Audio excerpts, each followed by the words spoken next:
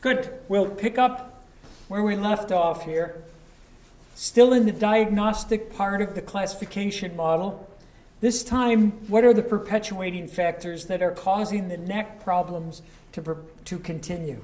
And we're going to look at this quite like we did with the lumbar spine, first addressing dynamic instability, then looking at nervous system sensitization, and then adding a third variable here, which we didn't have in the lumbar spine, oculomotor dysfunction. Any of you utilize principles of oculomotor dysfunction in your clinical practice? By a show of hands? Anybody already doing it? Familiar with Trelevin's work? No? Okay, good. We'll address that. And then the same as we did with the lumbar spine, the 5 big psychological variables associated with cervical spine. So these are the perpetuating factors. First, we'll talk about this issue of dynamic instability with the caveat that this is motor control impairment. It is not ligamentous laxity. That's a surgical condition. This is not. This is where the motor control system is somehow messed up and not coordinating movements. Just like we had the transverse abdominis and the multifidi muscles in the lumbar spine were involved with dynamic instability in the cervical spine, it's the long flexor muscles and the lower cervical thoracic extensor muscles. So deep cervical flexors and lower cervical upper thoracic extensors. And again, another caveat, all the muscles are involved in stability. Those 2 muscle groups seem to be selectively weaker in people who demonstrate cervical instability, dynamic cervical instability. So how can we assess for dynamic instability? There is one way to do it via the craniocervical flexion test, where you're going to use an actual little sphygmomanometer cuff and bag, inflatable bag. Anybody use this? They're really inexpensive, and you can pick them up from like OPTP, and they work quite well. The way the test, let's see if I even have, but the way this thing is done is you take this little bladder, put it under the head, pump it up to around 20 millimeters of mercury, have them rest their head against it, and then you're basically going to teach the patient to see if they can hold that amount of pressure on in a stable kind of a way. It's got very good higher inter-examiner reliability when you teach the practitioners the protocol on utilizing it, and it works well with patients with neck pain and also with patients with what are classified as cervicogenic headaches. Significantly poor performance in those patients who have cervicogenic headaches versus the controls, so that it becomes a good measure of what it's purporting to measure, dynamic instability, in these patients who happen to have headaches. You can distinguish who's got the headache by who doesn't by virtue of how they score on this test. Additionally, they were able to differentiate cervicogenic headache patients from tissue tension patients and migraine patients based on their restricted motion, palpation for joint dysfunction, and their ability to do this craniocervical flexion test. Its validity is, it did show decreased activity in the deep cervical flexors and the lower cervical extensors, and increased activity, interestingly, in these patients in the sternocleidomastoid muscles in patients who had neck pain compared to those who did not. So it could be used as a differentiating tool to identify patients who legitimately were complaining of neck pain. They didn't find any difference between whiplash-associated disorder patients and insidious neck pain patients. So if you had neck pain, it didn't tell you actually what the cause of it was, but it did help differentiate those who had neck pain. most of us are probably not going to do the craniocervical flexion test. It's a little more cumbersome and a little harder to administer. A much simpler test, which we can all incorporate into clinical practice to get that same kind of information about dynamic instability, is the cervical stability test. And in this case, what you're going to have the patient do is rest their shoulders on the table, head up off, you hold it, and you tell the patient, I'm going to remove my hands, and I want you to hold this position for 10 seconds or 20 seconds. And then you make sure you let them know you're going to take your hands away. And what you're looking for is their inability to keep your hands a little lower in case they drop back out, or jutting their chin forward, or a lot of shaking would be indicative of dynamic instability. So it's really, really simple to administer and to gauge. Good reliability by at least 4 people who are evaluating this test. Kappa scores are, again, when you remove chance. Interclass correlation, ICC, is just another way to measure reliability. We don't know about its validity because there is no gold standard for dynamic instability. So, again, just that simple test can be incorporated as a way to measure dynamic instability and therefore direct treatment. And it's very common, a very common finding when you start to screen for it in patients with chronic neck pain and in patients post-traumatic neck pain. Now, a second variable that we want to assess in these patients is oculomotor dysfunction. There's a strong relationship between our eyes, our neck, and our vestibular system. They all have to be coordinated so that we don't walk into walls and fall over, and we can maintain balance. This was originally a way that was done, often called Ravel's test or the head repositioning test. You can see what they're doing is they seat the patient a certain distance, several feet away from a target. You can see the target here. And on top of their head, they're just using a set of headphones to hold this little laser pointer. So they would strap this laser pointer to the top of the head. Oops, pushed the wrong button. Strap the laser pointer to the top of the head and have the patient close their eyes. And then you look at where the laser pointer is sitting on the target. That becomes your baseline. So keeping their eyes closed now, you have them turn their head so you establish where the baseline point is on the target. With their eyes closed, you have them turn their head and then come back and try to, without looking, with their eyes closed, try to get the laser pointer at the same point on the target. So that's why they refer to it as the head repositioning test. And if it's impaired, in the norm that's been established is you should be able to get to within 3 to 5 centimeters of your baseline point after doing the repositioning maneuver in normal. And if it's less than that, then it's considered an abnormal response. And they found in people with cervical injury, particularly upper cervical injury, often related to motor vehicle collision, that it really is impaired. So these people who have neck pain. But again, this is probably not a very practical test to be doing in your practice. And that's okay, and I'll tell you why when we do the treatment part of this. But just so you have an appreciation for this idea of oculomotor dysfunction. Oculomotor dysfunction and cervical injury, very close correlation between poor function on laboratory. By the way, there are laboratories that actually do very fastidious type of examination to identify oculomotor dysfunction. Much, much more elaborate than this Ravel's test. And what they found was it correlated very well with Ravel's. So it's a validation measurement. You're actually showing that Ravel's actually captures the same data that these very complex and fastidiously done oculomotor tests will give you.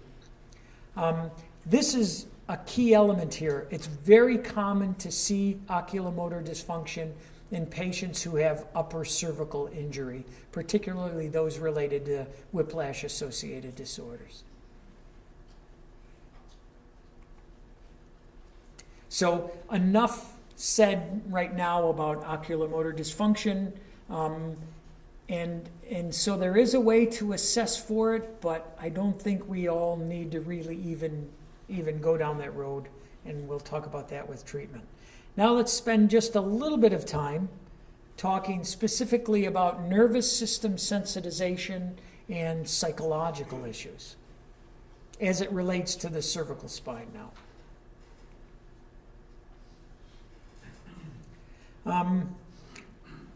Historically, the way we looked at it, this is basically what I'm showing here are like Waddell signs for the cervical spine. So that if someone has very superficial tenderness, they can't even tolerate the amount of pressure, say, you would use touching over the eyeball, and that's causing a withdrawal response. Or their distribution of symptoms is in a non-anatomical distribution. It doesn't fit a nerve root, it doesn't fit a peripheral nerve, it just doesn't fit anything. If simulated movements cause pain, that is, if you rotate the shoulders and the head as one unit, and they're complaining of neck pain with that when you're not inducing any movement in the neck, then you got to start thinking that that's non-organic pain. And certainly this notion of overreaction, that they're vocalizing pain and withdrawal response and won't let you even, some patients, you've all had that patient who you go to touch them and they have a withdrawal response. You haven't even touched them yet, and you're getting that kind of a response. That's what's been referred to as non-organic pain historically, but which is probably better classified as nervous system sensitization, or as sometimes has been called nociceptive system sensitization. But because it involves more than just the nociceptive fibers, I really prefer nervous system sensitization. And we will eventually get around to changing our slides. The SMART criteria are the criteria that can be utilized to define this condition. And it's very much like the criteria of non-organic cervical pain, that the pain is disproportionate to the injury or pathology that you're finding. There is a very strong association with psych issues, that if you did screen for depression or anxiety or catastrophization, they would all show up in these people. Very disproportionate, non-mechanical, unpredictable, remitting and exacerbating factors. It just doesn't follow any pattern to what you're seeing and finding here. And very non-anatomical, diffuse distribution of their symptoms, whether it be pain or whether it be eliciting tenderness by palpating it. Just doesn't fit. It really just doesn't fit. If you utilize these criteria, again, it has good discriminative ability to be able to detect these patients who have this nervous system sensitization.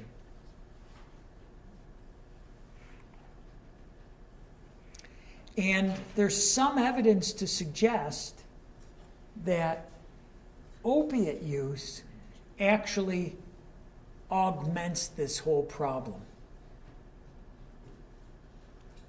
It's how much each one feeds into the other is not very clear, but long-term opiate use seems very tied into this nervous system sensitization. One more reason why we need to get the opiate problem under control in the United States. By the way, in asking them, I spoke to them about that in South Africa. It isn't nearly the problem over there that it is here. In terms of they're not prescribing it the way we do here. If I'm not mistaken, I think the United States is about 5% of the world's population. That makes sense to everybody? I think we're about 5% of the world's population. But we use between 80 and 90% of the world's opiates, not prescription opiates. So, we've got a real issue with it. And it does feed into this problem of nervous system sensitization. The big factors associated with psychological issues, fear, which is usually directed. So fear is about something. This is the patient who says, I'm afraid to move because I'm going to make my condition worse, or I'm going to damage myself. I've always been told if it hurts, don't do that. So I'm not going to do that. I'm not going to move.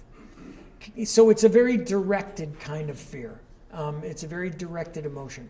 Catastrophization, as you all know, is the patient who says, oh my goodness, this must be cancer. Oh my goodness, I'm going to be in a wheelchair.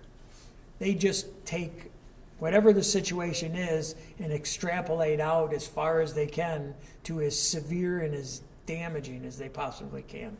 The passive coping patient is the one who says, this is your problem now, fix it. They're happy to give their problem over to you so that now they're expecting you're going to do something and no, this is, you're going to do things to me. I want all the passive care I can get because now it's your problem, not mine anymore. So they're going to look for any strategy they can to avoid accepting personal responsibility. They want just passive things to manage. And then probably the most important one relative to recovery is self-efficacy. In that they don't feel that they have the ability to manage, to overcome what's going on in their life, at least with reference to this condition. So if they have low self-efficacy relative to this back neck problem, then your work is really cut out for you. And if all of these, this and depression would be the two you'd really want to assess for. And the biggest one, I think, and the one that seems to be most common with lumbar spine, maybe not quite as much with cervical, but probably weighs very much so with cervical, is depression. And simply asking, one of the docs I lectured to recently in a cohort we trained said since part one, he didn't start using a PHQ-9 or even a PHQ-2 for depression. He just started asking his patients. He said, after he would take his history and find out about what was going on with them, with their back pain or their neck pain, he would just routinely now say to them, so is this, with what's going on, are you feeling depressed? He said he's had no less than, just since doing it over the course of a month, from when I trained them to when I met with him again, over the course of a month starting to do that, he's had 5 men break down in tears just by asking them, do you feel depressed with what's going on here? And then several other patients, women and men, who have just, all of a sudden found out some really devastating event, the loss of a spouse, the loss of a child, had just occurred, which never came out during the history until he opened the door by asking this question. The risk, if you're a busy clinician is, oh my goodness, now we're going to take a half an hour to do this kind of counseling. Well, it didn't. I asked him that specifically, did it end up turning into that? And he said, no, not at all. We were able to then say, okay, what can we do to help you get some counseling, to help you address this and deal with this, whether it be to get a psychologist involved, a trusted clergy, where they would feel comfortable talking, a trusted friend or family member that they could open up with. So it didn't even necessarily have to be that clinician doing the care, so to speak, for this, but making sure that it was followed up and it was addressed. But just by simply asking, do you feel depressed?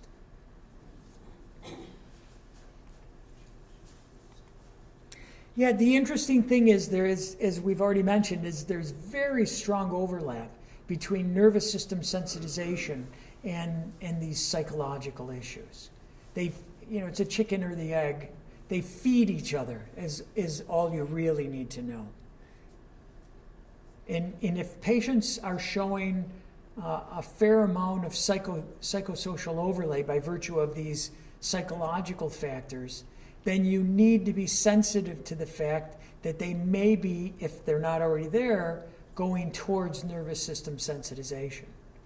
And certainly if you find a patient who meets SMART criteria for nervous system sensitization, now those are the people it's worth pulling out a fear avoidance belief questionnaire, a kinesiophobia questionnaire, a PHQ-9 depression inventory, a short form 12 or a short form 36, to really now start to figure out what are the psychological issues that are really problematic for this patient. So someone asked earlier at the break, oh my gosh, how much paperwork do I give my patients? And so you have to find a graduated way to do simple screening at the front end and then save all those questionnaires for when you found something in your simple screening at the front end. And that's why I think the pain drawing can be really so useful as a way, or something as simple as asking your patients, do you feel depressed?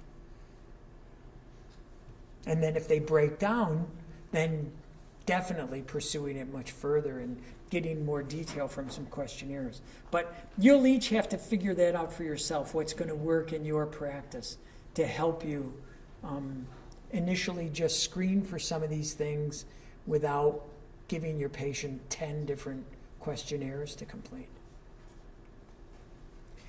There are a few other psychological factors that I think really can be important with spine-related disorders and are worth at least holding within your knowledge base, so that if a patient starts to use language that suggests one of these, that you can then try to address it from a management standpoint. So perceived injustice, who feeds perceived injustice more than anyone else in the world?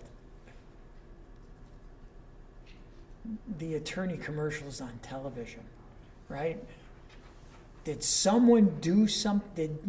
This was done to you, and we're going to make them pay. You did this to me, and now you're going to pay. Sue somebody, sue everybody. Cognitive fusion is a little more complex. It's where the patient's identity becomes wrapped up in their symptoms and in their whatever's going on with them. So that literally becomes who they are. The challenge here is, how receptive are they going to be to getting better if that is their identity? This is how everybody knows me. This is who I am. If they start getting better, you're now threatening their identity. So they're probably going to resist that. Even though it's a bad place, at least it's a place they know. So if you're starting to think that's the case with the patient, then it's going to be a much more problematic recovery. And maybe you do need to get a psych evaluation included.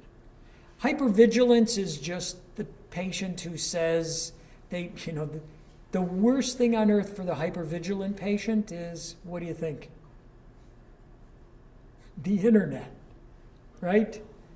The disease du jour has 8 findings. Oh my goodness, I have 7 of them. We all went to school with, there was one guy in our class who every time we learned a new disease, he had 6 of the 7 findings. He was convinced. This guy, he was just hypervigilant. And now with the internet, oh my goodness, it's I have a sister that I would say once a month I get a phone call from her that she read something new on the internet of some new disease, and oh my goodness, she has at least half of the findings. So it's always once a month, calm her down and stop going on the internet. Anxiety, as opposed to fear, we often confuse the two. Anxiety is just non-directed.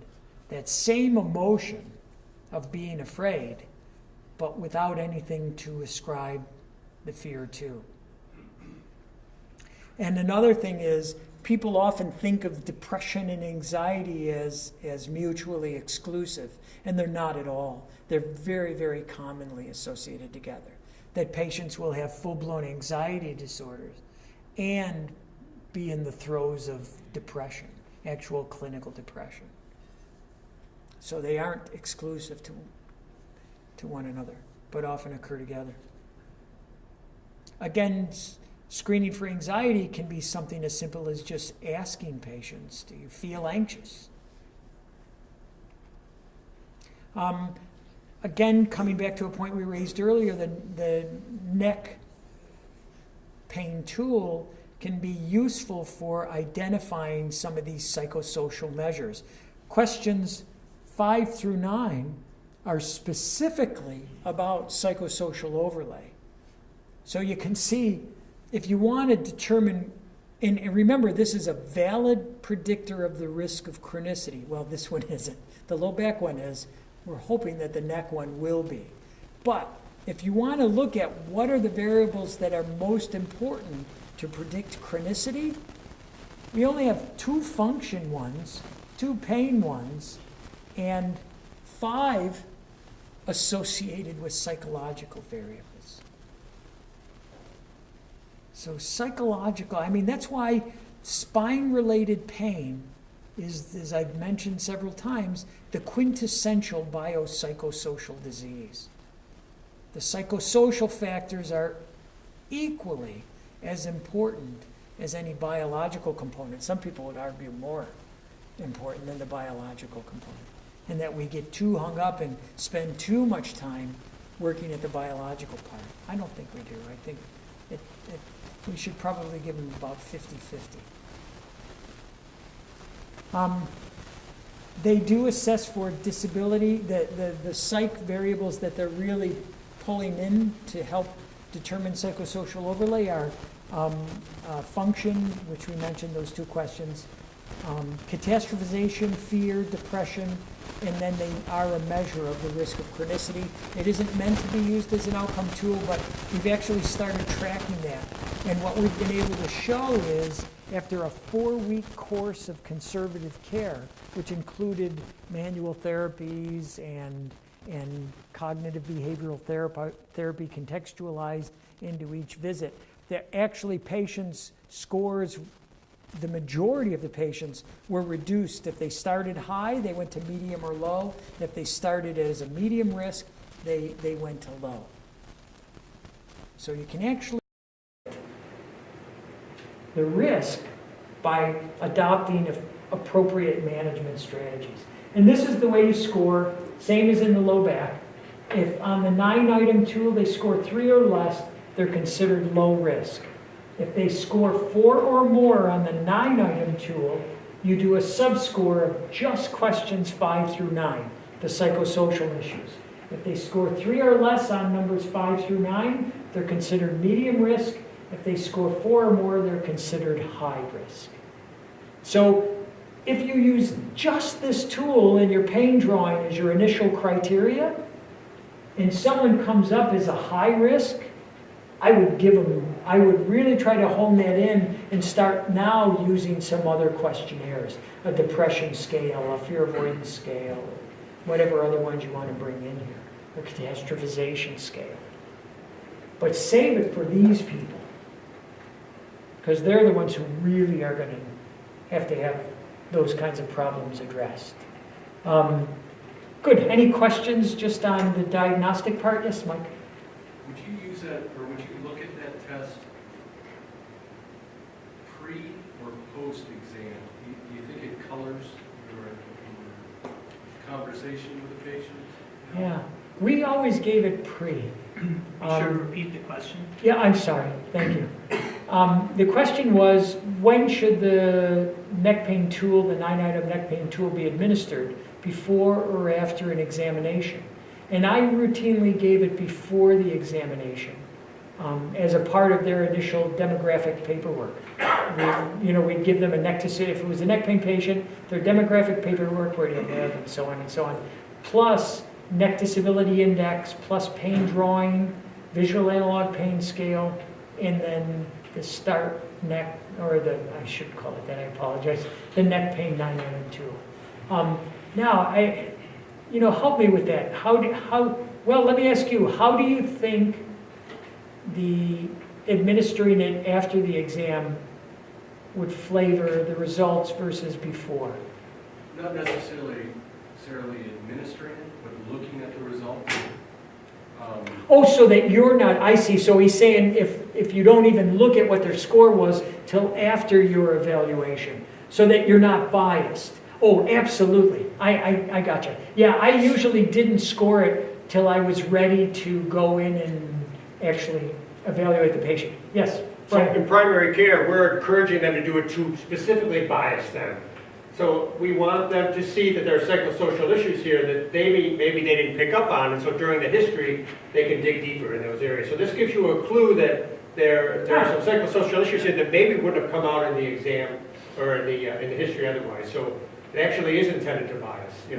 Well, I'll call focus instead of bias. Yeah, right. The risk. So if everybody heard that, the risk, is to use that information and not be judgmental about the patient, to assume that it's all in their head. It's a balance. It's a clinical balance between using that information to help direct and guide some of your questions. So there's as Brian suggested, there's an advantage to looking at the score before you even do your history with the patient, because it may direct you. But I would save that only if you were able to do that in a non-judgmental way, and not in your own head start thinking, well, the patient's crazy. So if you can hold that information in a non-judgmental way, as Brian suggested, you can really use that to direct some of your questions. So yeah, the caveat is non-judgmental with the use of the information. Good question, Michael, thank you. This is another picture of, I love this picture because it's the Dalai Lama looking over one of my granddaughters. This is another one of those walls I mentioned in the Wyndham area of Miami Beach. And I think I mentioned it to you guys last time.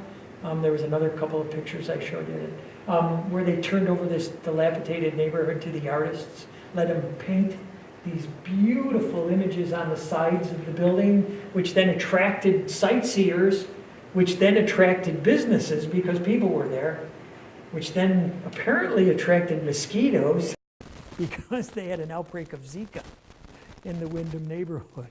So now everybody stopped going. So this was pre-Zika.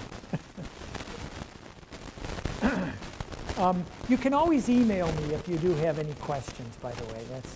That's one of my email addresses. So if you do need to get in touch with me, that's a